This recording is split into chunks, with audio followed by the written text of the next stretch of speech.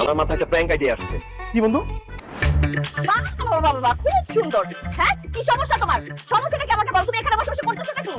এখন তুমি আমাকে চিনতেছো না তাই না? হ্যাঁ আমি তোমার বিবাহিত স্ত্রী। কোন মেয়ে এখানে আসতেছে, কার সাথে ফসল শুরু করছো তুমি? আসলেই তো, আমি তো ভুলেই গেছিলাম বাসা খালি আছে। চলো আঙ্কেল, আঙ্কেল কি করতেছেন? আমার বউকে নিয়ে বাসা যাচ্ছি। আমি কি আসলে আঙ্কেল, ও আসলে আপনার বউ কিভাবে হয়? ও আমার বউ প্র্যাঙ্ক করতেছিলাম, রাইট?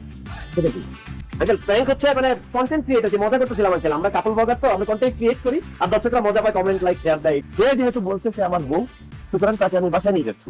আবার স্ত্রী ঢাকায় থাকে, আমি মানে সে বাড়িতে আসছি, একা একা লাগছিল, খেয়ে গেলাম একদম। সে বলছে সে আমার বউ, আমি আমার বউ নিয়ে যেতেছি। একটা কথা শুধু তুমি জানবো, দেখেন আঙ্কেল, দাঁড়া বান্দর, এখানে অবশ্যই এখানে।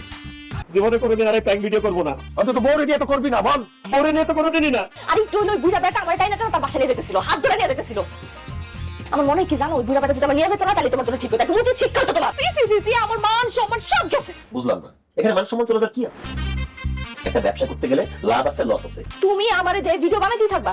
অবশ্যই ভিডিও তো মাত্র বানানো শুরু করছি। আমি তোমারে সাফ করে দিতেছি, তোমার সব ভিডিও কন্টেন্ট এসবের মধ্যে আমি আর নাই। ঠিক আছে, তোমার যদি করতে মন চায় তুমি একলা যা করো, নাই অন্য মেয়ে যা করো। তোমার সাথে যেভাবে কাছে কাছে দাঁড়ায় থাকি, নাচি গায়ে হাত ধরি, অন্য মেয়েদের সাথে সেটা করলে তোমার দেখতে ভালো লাগবে?